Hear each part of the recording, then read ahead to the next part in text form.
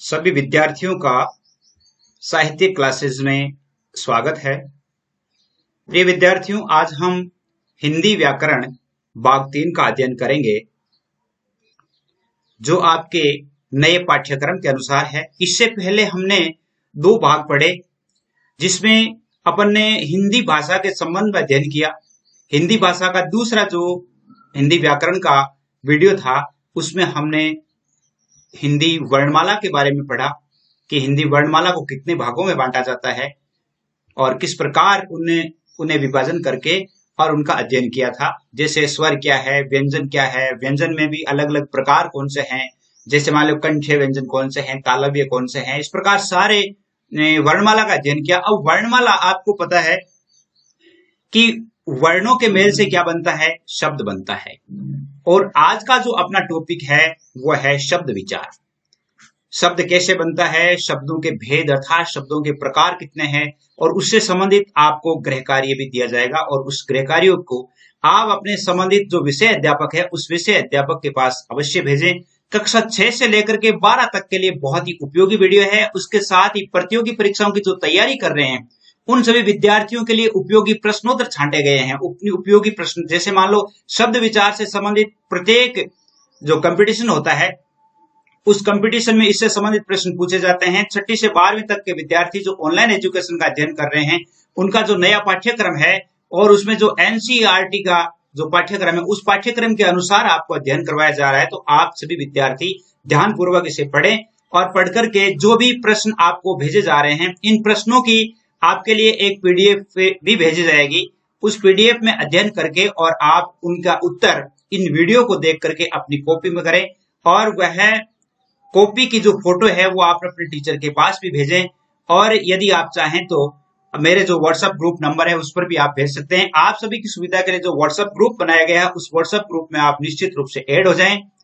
और जब आप ऐड हो जाएंगे तो जैसे हिंदी है, इंग्लिश है, पॉलिटिकल है, राजनीति विज्ञान है, इससे संबंधित जितने भी वीडियोस होंगे वो आपके मोबाइल पर तुरंत उसका नोटिफिकेशन आ जाएगा। तो अपन पढ़ रहे हैं शब्द विचार। शब्द विचार क्या है? जैसे अपन ने पढ़ा था कि जैसे मान लो ये क है, ये एक वर्ण है या अक्षर है, लेकिन यह अखंडित है, इसको खंडित नहीं किया जा सकता। और शब्द क्या है? जैसे मान लो 2-3 वर्ण मिला करके अपन ने ये पढ़ा, ये तीनों वर्ण मिलकर के कमल बन गया, और कमल का नाम लेते ही हम ये जान जाते हैं कि या तो किसी का नाम है या कमल एक पुष्प का नाम है। कहने का अर्थ है कि वर्णों के मेल से जो सार्थक समूह बनता है, क्योंकि ये सार्थक है, ये सार्थक है, क मैला अर्थात तीनों सार्थक और निरर्थक शब्दों को हम 2 प्रकार से, जैसे रचना के आधार पर 2 प्रकार से बांट सकते हैं, सार्थक और निरर्थक भी। लेकिन ये सार्थक शब्दों का जो सार्थक समूह है अर्थात वर्णों का के मेल से जो सार्थक समूह बनता है उसे शब्द कहते हैं। आइए अपन परिभाषा पढ़ते हैं और देखते हैं। सबसे पहले देखिए आप, शब्द विचार भाषा की सबसे छोटी और सार्थक इकाई शब्द है। जैसे छोटी से छोटी इकाई तो कौन सी है? व्यंजन है या अक्षर है, वर्ण है। क्या है? वर्ण है। वर्णों में क्या आ जाते हैं? स्वर और व्यंजन दोनों आ जाते हैं। तो छोटी से छोटी इकाई तो वो है, लेकिन सार्थक इकाई जो है वो शब्द है। तो इसकी परिभाषा क्या होगी? शब्द किसे कहते हैं? ध्वनि समूहों की ऐसी रचना जिसका कोई अर्थ निकलता हो उसे शब्द कहते हैं। ध्वनि समूह की, ध्वनि समूह जैसे मान लो ये ये ध्वनि है, मैं ये भी एक ध्वनि है, ठीक है, र ये भी एक ध्वनि और उससे बना हुआ अक्षर है। इसको इन तीनों ध्वनियों से मिलकर के क्या शब्द बन गया? अमर। अर्थात कहने का अर्थ है कि ध्वनि समूह की कोई रचना जिसका कोई अर्थ निकलता हो उसे शब्द कहते हैं। या हम ये कह सकते हैं कि वर्णों के मेल से जो सार्थक समूह बनता है, आप ये परिभाषा भी दे सकते हैं कि वर्णों के मेल से जो सार्थक समूह बनता है उसे शब्द कहते हैं। इसकी परिभाषा ये भी है, एक या एक से अधिक वर्ण से बने सार्थक ध्वनि समूह को शब्द कहते हैं। आपसे आगे पूछा जाएगा कि शब्द किसे कहते हैं, तो आप ध्यान रखेंगे एक या एक से अधिक वर्ण। वर्ण जैसे मान लो ये तीनों वर्ण है, ए भी वर्ण है, मैं भी वर्ण है, रे भी वर्ण है, और इन तीनों को मिलाकर के क्या बन गया? अमर। यानी जैसे मान लो ये भी वर्ण है और रे भी वर्ण है, इनको मिलाकर के घर बन गया। तो जिन ध्वनि समूह को मिलाकर के कोई सार्थक समूह बनता है उस समूह को क्या कहते हैं? शब्द कहा जाता है। अब शब्दों के भेद शब्द वो 5 प्रकार से इनका विभाजन किया जाता है। कितने प्रकार से? 5 प्रकार से। इनको अलग अलग पढ़ेंगे, उत्पत्ति के आधार पर, रचना के आधार पर, प्रयोग के आधार पर, अर्थ के आधार पर, विकार के आधार पर। बहुत ही अच्छी है और कंपटीशन की तैयारी करने वाले विद्यार्थियों के लिए भी अच्छा है। और जो विद्यार्थी बड़ी कक्षाओं में पढ़ते हैं वो भी ध्यान रखें, क्योंकि आगे जब आप कंपटीशन में जाएंगे तो आपके लिए ये बहुत ही काम की चीजें हैं। उत्पत्ति के आधार पर शब्दों के प्रकार क्या है, रचना के आधार पर शब्द कौन कौन से होते हैं, प्रयोग के आधार पर कौन कौन से होते हैं, अर्थ के आधार पर कौन कौन से होते हैं, और विकार के आधार पर कौन कौन से होते हैं। 5 प्रकार से हम इसको विभाजित कर सकते हैं। कितने प्रकार से? 5 प्रकार से हम इसको विभाजित कर सकते हैं। तो आप ये पढ़ रहे हैं, इस पढ़ी हुई सूचना को आप कहां भेजेंगे? यानी जो मेरे नंबर है 9610208295, ये नंबर है, इस पर व्हाट्सएप ग्रुप बनाया गया है। व्हाट्सएप ग्रुप है और राजस्थान के कंपटीशन एग्जाम वाले विद्यार्थियों का अलग है, बॉयज गर्ल्स का अलग है, और स्टडी करने वाले सभी जो छोटे छोटे से लेकर के बड़ी कक्षाओं तक के जो व्हाट्सएप ग्रुप है वो बनाए गए हैं। आप ऐड हो जाएं और चैनल को सब्सक्राइब कर लें, ताकि जब भी कोई वीडियो अपलोड होता है तो अपलोड होते ही आपके पास नोटिफिकेशन आ जाए। तो ये 5 आधार है। 5 आधारों में सबसे पहले अपन पढ़ते हैं उत्पत्ति के आधार पर। देखिए, सबसे पहले उत्पत्ति के आधार पर, जैसे हिंदी भाषा में संस्कृत है, विदेशी भाषा है, बोलियां हैं और स्थानीय संपर्क है, इनके आधार पर कुछ शब्द बनते हैं। सबसे पहले उत्पत्ति अर्थात शब्द की उत्पत्ति, जैसे संस्कृत में अलग हुई है, विदेशी भाषाओं के कुछ शब्द है, कुछ अपनी जो बोलियां हैं वो शब्द है, स्थानीय संपर्क भाषा है, उनके आधार पर भी कुछ शब्द बनाए गए हैं। तो उत्पत्ति या स्रोत के आधार पर हिंदी भाषा के शब्दों को 4 उपभेद है। कितने हैं? 4। उत्पत्ति के आधार पर 4 प्रकार के शब्द हैं। तत्सम शब्द, तद्भव शब्द, देशज और विदेशी। 4 प्रकार के उत्पत्ति के आधार पर शब्द है। कितने? तत्सम, तद्भव, देशज और विदेशी। सबसे पहले तत्सम। तत्सम का अर्थ होता है तत् प्लस सम, अर्थात उसके जैसा। तत् यानी संस्कृत, तत् का अर्थ है उसके, तथा सम का अर्थ है समान। तत् यानी उसके, सम यानी समान। उसके समान, किसके समान? संस्कृत के समान। संस्कृत के वे शब्द जो हिंदी में बिना किसी परिवर्तन के प्रयोग में लाए जाते हैं वो तत्सम कहलाते हैं। हम इसको तत् प्लस सम, तत् का मतलब उसके, उसके का मतलब यहां पर हम लेते हैं संस्कृत।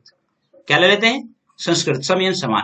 संस्कृत के समान जो शब्द हिंदी में ज्यों का त्यों लिया गया, अर्थात संस्कृत के वे शब्द जो हिंदी में बिना किसी परिवर्तन के लिए गए हैं वो तत्सम कहलाते हैं। जैसे दुग्ध, दुग्ध को हम क्या कहेंगे? दूध।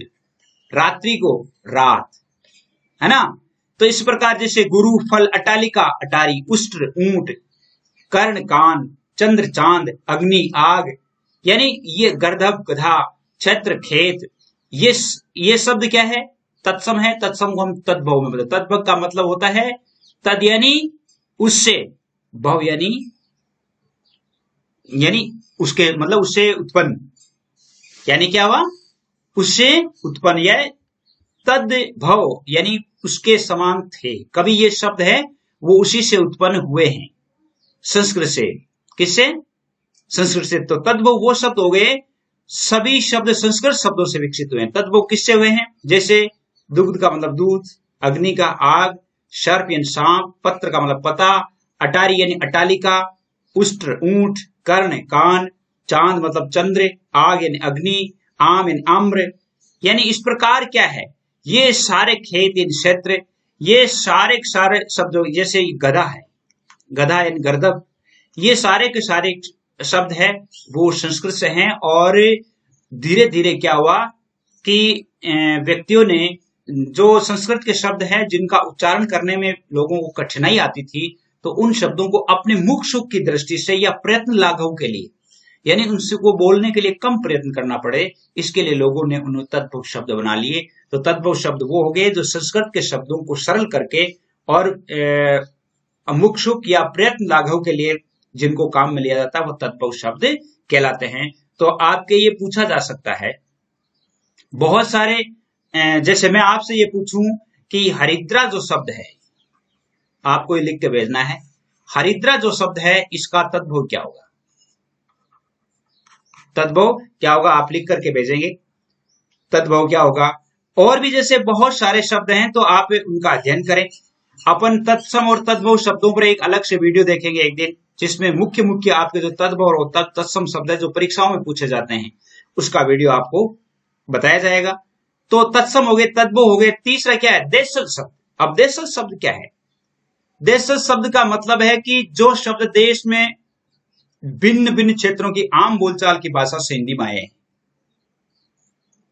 देश में भिन्न भिन्न क्षेत्रों की, जैसे मान लो अपना भारत है, इस भारत में भी क्षेत्रीयता के आधार पर भारत को विभिन्न क्षेत्रों में बांटा जा सकता है। जैसे अपने राजस्थान में है, राजस्थान के भी बहुत सारे, जैसे राजस्थानी भाषा है, राजस्थानी भाषा में भी बहुत सारी भाषाएं हैं, उन भाषाओं से के भी अपने शब्द हैं। और जैसे मान लो पहाड़ी भाषा है, पहाड़ी भाषा के भी कुछ शब्द है। तो ये विभिन्न क्षेत्रों में आम बोलचाल की भाषा से कुछ शब्द हिंदी में आ गए हैं, वो देशज कहलाते। देशज का मतलब अपने देश में ही जन्मे हैं, लेकिन क्षेत्रीयता के आधार पर उनका जन्म हुआ है। क्षेत्रीयता के आधार पर जिन शब्दों की उत्पत्ति हुई है, बोलचाल के रूप में काम में आए हैं, और वो शब्द हिंदी भाषा में आ गए हैं, हिंदी भाषा के हो गए हैं, उन शब्दों को देशज कहा जाता है। जैसे पगड़ी देखिए, थैला, डिबिया, ये क्या है? अपने क्षेत्र के आधार पर बने हुए शब्द हैं।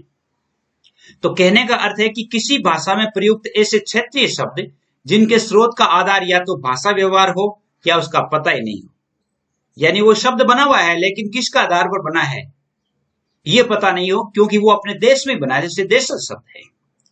समय, परिस्थिति और आवश्यकता अनुसार क्षेत्रीय लोगों द्वारा जो शब्द गढ़ लिए जाते हैं उन्हें देशज कहा जाता है। ये आप परिभाषा देंगे देशज शब्द क्या है? समय, परिस्थिति और आवश्यकता अनुसार क्षेत्रीय लोगों द्वारा जो शब्द गढ़ लिए जाते हैं उन्हें देशज शब्द कहा जाता है। देशज का मतलब देश में ही जन्म लेने वाले शब्द। विदेशी शब्द, कुछ शब्द ऐसे हैं जो विदेशी शब्दों का हम भी प्रयोग करते हैं। विदेशी भाषाओं से जो शब्द काम में लिए जाते हैं, अर्थात हिंदी में अंग्रेजी, तुर्की, फारसी, अरबी, पुर्तगाली आदि भाषाओं के शब्द प्रयोग में हो रहे हैं, तो उन्हें विदेशी शब्द कहते हैं। जैसे अंग्रेजी का है स्कूल, कोई भी आज बूढ़े से बूढ़ा व्यक्ति भी स्कूल को विद्यालय नहीं कहता है। कोई भी कहेगा कि मैं स्कूल जा रहा हूं, ये नहीं कहेगा कि मैं विद्यालय जा रहा हूं। टेलीफोन है, कार है, रेडियो है, जैसे पेन है, अपने हिंदी में जैसे हम इसको कलम कहते हैं। स्टेशन है, station, cinema, pant, court, doctor, ये शब्द क्या है? ये सारे शब्द अंग्रेजी के हैं और इनका उपयोग हम करते हैं। जैसे तुर्की शब्द है, कंपटीशन के लिए बहुत ही काम की चीजें हैं। इनमें से कौन सा शब्द तुर्की है? कैंची, चाकू, तोप, कुर्ता, लाश, ये सब तुर्की शब्द हैं। फारसी के जैसे फौज, कागज, हजार, दुकान, ये सब फारसी शब्द हैं। अरबी में जैसे आदमी, औरत, किताब, मकान, ये सब अरबी शब्द है, इनका हम प्रयोग करते हैं।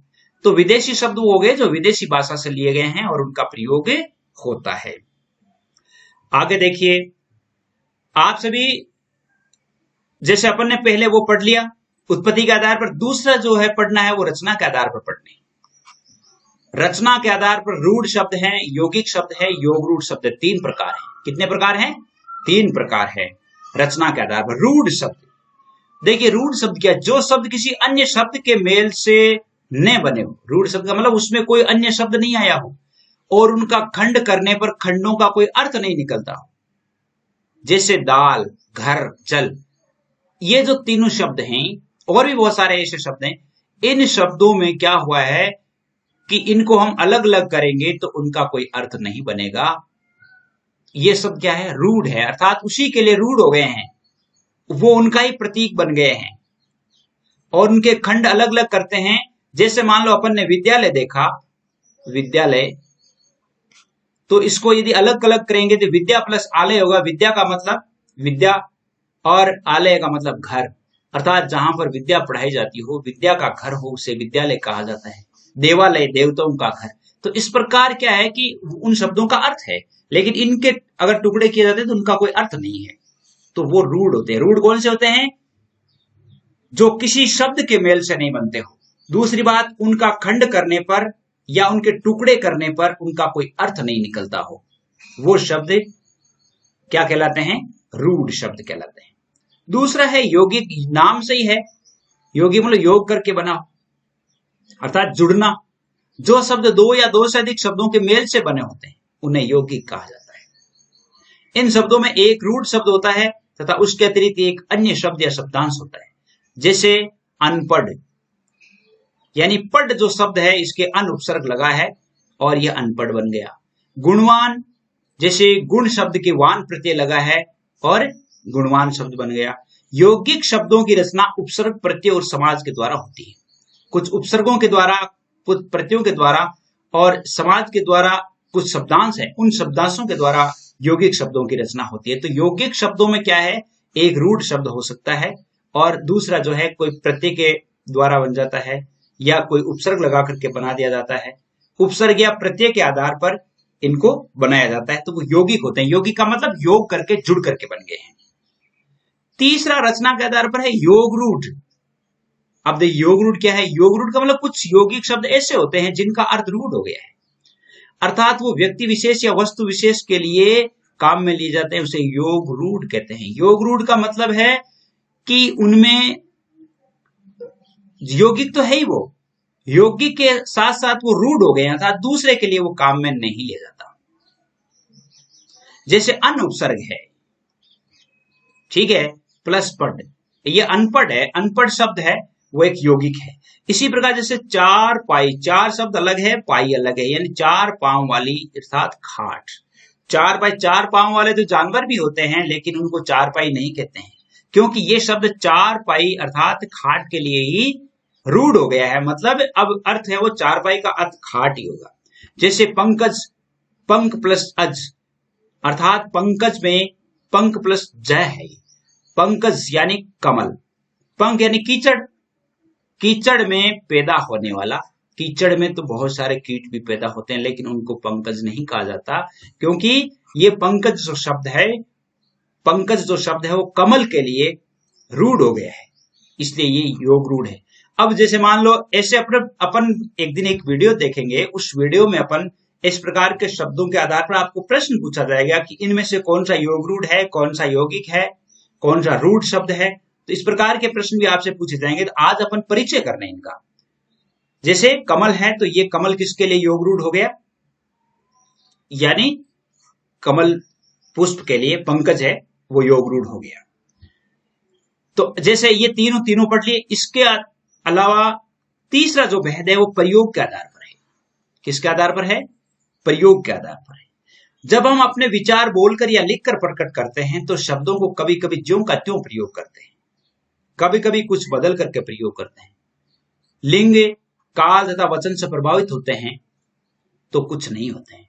कुछ शब्द क्या करते हैं, जैसे उनको यदि लिंग जैसे मान लो पुल्लिंग, स्त्रीलिंग, काल का मतलब वर्तमान काल, भविष्य काल, भूतकाल, वचन एक वचन, बहुवचन, इनमें जब हम उन शब्दों को प्रयोग करते हैं तो उनकी मात्राओं में या उनके बोलने में परिवर्तन होता है।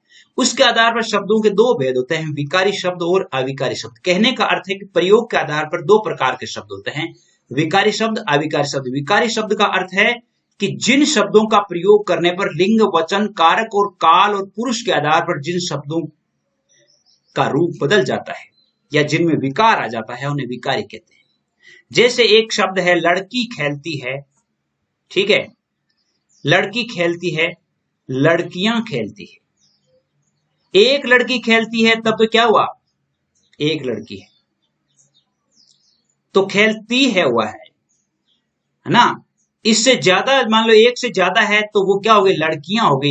ये तो लड़की, लेकिन वो क्या हो गई, लड़कियां हो गई, अर्थात ये विकारी शब्द है। लड़की शब्द क्या है, जैसे बच्चा, बच्चे, इसके बहुवचन होते ही बच्चे शब्द हो गया, है ना।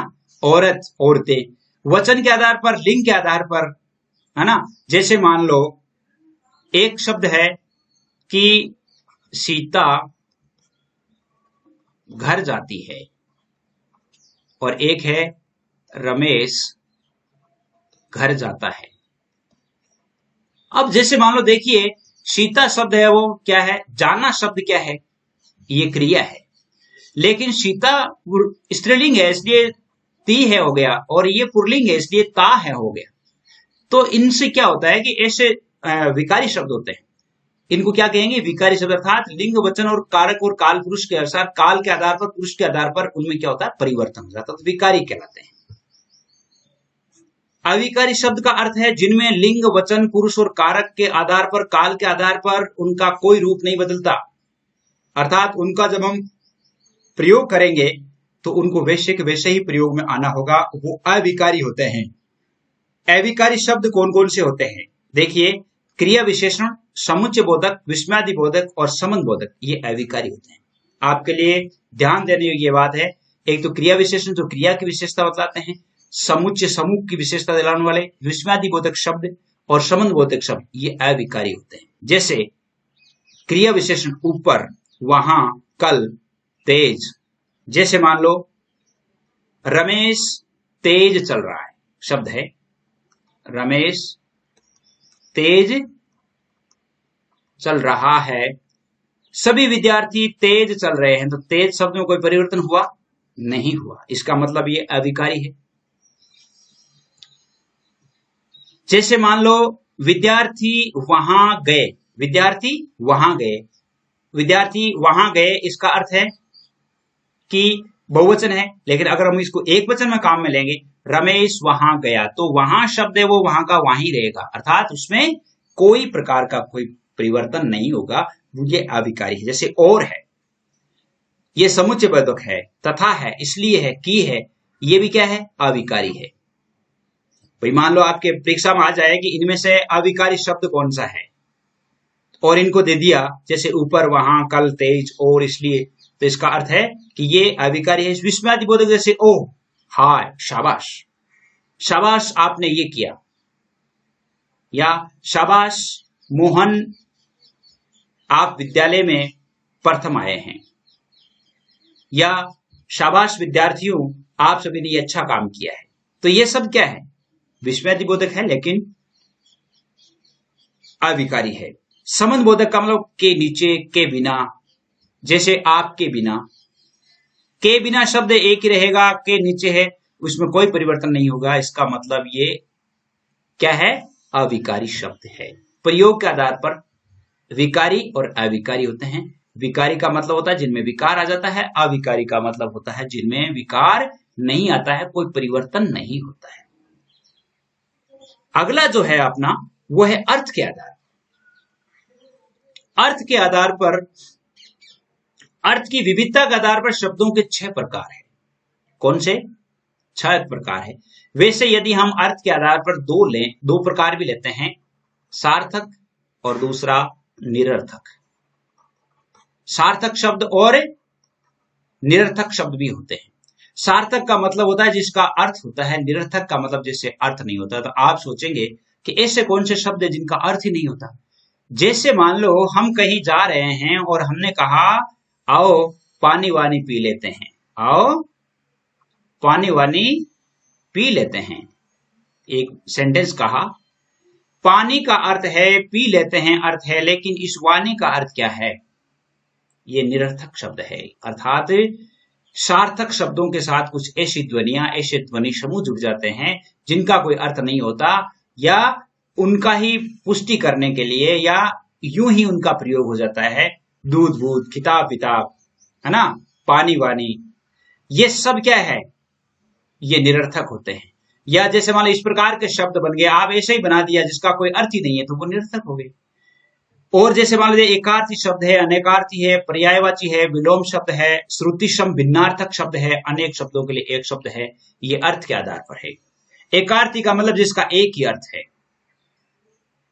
एकार्थी जिन शब्दों का केवल एक ही अर्थ होता है, जैसे मित्र, मित्र का मतलब मित्र है, पहाड़ का मतलब पहाड़ है, नदी का मतलब नदी ही है, इनका कोई और अर्थ नहीं होता, एकार्थी होते। अनेकार्थी का मतलब जो शब्द एक से अधिक अर्थ होते हैं उनका। अनेकार्थी शब्द वो होते हैं जिनका एक से अधिक अर्थ होता है। जैसे मान लो पत्र, पत्र का अर्थ एक तो पत्र होता है, एक पत्ता होता है। पत्र यानी पत्ता, पत्ता भी होता है, जैसे पेड़ पौधों का। चिट्ठी, चिट्ठी का मतलब देखिए, पत्र, पत्ता, चिट्ठी, ये पत्र के अर्थ हो गए। भेद का मतलब रहस्य भी होता है, प्रकार भी होता है। भेद का मतलब भाई अपन कहते हैं ना कि इसमें कुछ भेद है, मतलब रहस्य है। भेद का मतलब प्रकार, जैसे अपन कहेंगे कि शब्दों के भेद, शब्द भेद, शब्द भेद मतलब शब्द का प्रकार। तो भेद का अर्थ है रहस्य भी है, प्रकार भी है। घट का मतलब जैसे घड़ा भी होता है, शरीर भी होता है। अपने शरीर को भी घट कहा जाता है। घट यानी अपने घट में, हृदय में, जिसको हृदय का नाम भी दे सकते हैं, घट घड़ा भी कहते हैं। तो वो अनेकार्थी होते हैं। पर्यायवाची शब्द का मतलब एक समान अर्थ बताने वाले शब्द वो पर्यायवाची कहलाते हैं। जैसे दिवस, दिवस का मतलब दिन है, वासर है, वार है, दिन है, ये अन्न है, मतलब ये सब क्या है, ये शब्द क्या है, दिन, दिवस, वासर, ये सभी समानार्थी है, पर्यायवाची है। जैसे तन, तन का अर्थ होता है काया है, शरीर है, वपु है, बदन है, गात है, ये सब पर्यायवाची है। तो पर्यायवाची वो शब्द होते हैं जो समान अर्थ बताते हैं अर्थ के आधार पर। चौथा है विलोम शब्द, यानी दूसरे का विपरीत अर्थ प्रकट करते हैं, उसे विलोम शब्द कहते हैं। जैसे आय का व्यय, वरदान का अभिशाप, एकता का अनेकता। तो ऐसे अपन इनका आपको एक अलग से शब्द पर वीडियो बनाएंगे जिसमें आपसे सारे ये अर्थ के प्रकार है ना इसके शब्दों के, इससे संबंधित आपको प्रश्न पूछे जाएंगे कि जैसे मान लो इनमें से इसका विलोम शब्द क्या है, कुछ विलोम शब्द के प्रश्न आ गए, कुछ पर्यायवाची शब्द प्रश्न आ गए, जैसे अनेकार्थक के आ गए, एकार्थी के आ गए, तो अलग अलग आपको पूछे जाएगा। पांचवा शब्द है श्रुति सम भिन्नार्थक शब्द है। ये बहुत इंपॉर्टेंट बात है और ये हर एक प्रश्न में पूछा जाता है। जो शब्द सुनने में एक जैसे लगते हैं परंतु इसका अर्थ अलग होता है, वर्तने में भी सूक्ष्म अंतर होता है, वो श्रुति सम भिन्नार्थक शब्द कहलाते हैं। जैसे अवधि और अवधि, एक शब्द है ये अवधि और एक शब्द है ये अवधि। देखिए इसमें धी छोटी है, इसमें धी बड़ी है, लेकिन अगर मान लो ऐसे लिख दिया तो इस अवधि का अर्थ अलग है, इस अवधि का अर्थ है, इस अवधि का अर्थ है समय, इस अवधि का अर्थ है एक भाषा या अवध का निवासी, अवध का निवासी, अवधि, अयोध्या का निवासी, अवधि, अवधि का मतलब समय हो गया। जैसे अन्न का अर्थ अनाज होता है, अन्य का मतलब दूसरा होता है। जैसे सूची और सूची, सूची अलग अलग है, सूची तालिका, सूची यानी पवित्र, और सूची यानी सुई, इनका भी अलग अलग अर्थ है। तो आप श्रुति सम भिन्नार्थक शब्दों पर जरूर पढ़ें इनको। अनेक शब्दों के लिए एक शब्द, अपन कहते हैं ना वाक्यांश के लिए एक शब्द, वाक्यांश के लिए अनेक शब्दों के लिए एक शब्द काम में लिया जाता है। जैसे भगवान विष्णु के उपासक अर्थात भगवान विष्णु की पूजा करने वाले वैष्णव कहलाते हैं। जिनमें कभी बुढ़ापा नहीं आए वो अजर कहलाते हैं, है ना। चार भुजाओं के नाथ या चार भुजाओं के धनी चतुर्भुज कहलाते हैं, है ना। बादल जैसे श्याम कलर वाला घनश्याम कहलाता है, अर्थात 10 सिरों के जो शासक थे वो दशानन कहलाते हैं। तो अनेक शब्दों के लिए एक ही शब्द काम में लिया जाता है, वो अनेक शब्दों के लिए अर्थात वाक्यांश के लिए एक शब्द होता है। अगला जो प्रश्न जो है प्रकार, वो है विकार अथवा व्याकरण के आधार पर शब्द भेद। व्याकरण के आधार, व्याकरण की दृष्टि से भी शब्दों के दो भेद होते हैं, विकारी अविकारी, पहले अपन ने पढ़े हैं। विकारी वो होते हैं जो लिंग वचन कारक के आधार पर अपना रूप बदल लेते हैं, इनके 4 भेद हैं। विकारी शब्द कितने हैं? 4, सर्वनाम, विशेषण, संज्ञा और क्रिया। प्रयोग के आधार पर इनका रूप बदल जाता है। संज्ञा जैसे बच्चा, बच्चे, बच्चों, बदल गया। सर्वनाम जैसे वह, वे, उनका, उन्होंने, ये सब। तो विकारी शब्दों में कौन कौन से आते हैं? सर्वनाम, विशेषण, संज्ञा और क्रिया। विशेषण जैसे मोटा, ऊंचा, ऊंची, मोटी, है ना, काला, काली, इस प्रकार। जैसे क्रिया में आता, आते, आएंगे, आए थे, तो ये शब्द क्या है? विकारी है। सर्वनाम, विशेषण और संज्ञा, ये चारों क्या होते हैं? विकारी होते हैं। इसी प्रकार देखिए अविकारी शब्द अर्थात अ प्लस विकार, जिसमें कोई परिवर्तन नहीं हो, लिंग वचन कारण के कारण कोई परिवर्तन नहीं आता है। संबंध बोधक, क्रिया विशेषण, समुच्चय बोधक, विस्मयादि बोधक।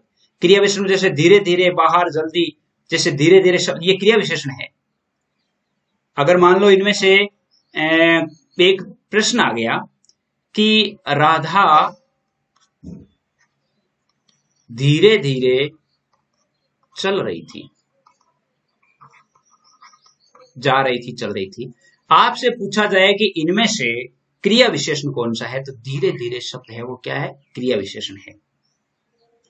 संबंध बोधक से पहले, के बाद, के साथ, यानी रमेश के साथ, इसका मतलब ये संबंध बोधक है। मेरे साथ, ठीक है। समुच्चय बोधक किंतु, परंतु आदि, ये सब क्या है? समुच्चय बोलते हैं, समुच्चय का आभास कराने वाले। अरे ओ वाह, अब आपके लिए एचडब्ल्यू में क्या है कि जैसे मान लो कक्षा 11-12 के लिए अलग है और कक्षा 8 से लेकर के 10वीं तक के विद्यार्थी हैं उनके लिए अलग है। तो 11वीं-12वीं के विद्यार्थी तो ये प्रश्न करेंगे, कौन से हैं देखिए। तत्सम शब्द किसे कहते हैं, जो अपन ने पढ़ा है। तद्भव शब्द किससे क्या तात्पर्य है, ये भी पढ़ा है। निम्नलिखित तद्भव शब्दों के तत्सम रूप बताने हैं, जैसे मैं है, बंदर है, सूखा है, पहर है, पंगत है, इनके तत्सम शब्द लिख करके भेजने हैं। रूढ़ शब्द से क्या तात्पर्य है, उदाहरण सहित लिखना है।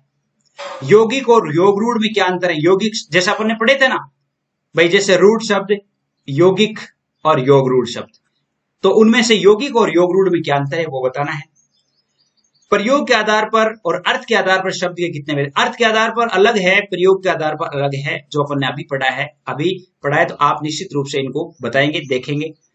और 8वीं से 10वीं तक के जो विद्यार्थी हैं वो ये करेंगे, वर्गों का या वर्णों का, यहाँ पर वर्णों का सार्थक समूह क्या कहलाता है, व्युत्पत्ति के आधार पर शब्द कितने प्रकार के होते हैं, सार्थक शब्द का इनमें से उदाहरण कौन सा है, इनमें से कौन सा शब्द निरर्थक है, जो शब्द संस्कृत भाषा से जो कि तो हिंदी में प्रयोग में किए जाने लगे उसे क्या कहा जाता है, देशज, विदेशी, तत्सम, तद्भव, इनमें से लिख भरना है। उत्पत्ति के आधार पर शब्दों के भेद कितने हैं, तत्सम, तद्भव, देशज, विदेशी। उत्पत्ति के आधार पर रूढ़, यौगिक, योग रूढ़, एकार्थी, अनेकार्थी, विलोम, विकारी, अविकारी, इनमें से आप उत्पत्ति के आधार पर देखने हैं।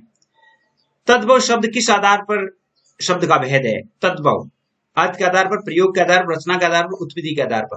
तो ये 7 प्रश्न है, 7 प्रश्नों का उत्तर कक्षा 8 से 10 के विद्यार्थी देंगे और निश्चित रूप से आप इस वीडियो से आप लाभान्वित होंगे। अगले वीडियो में फिर मिलेंगे।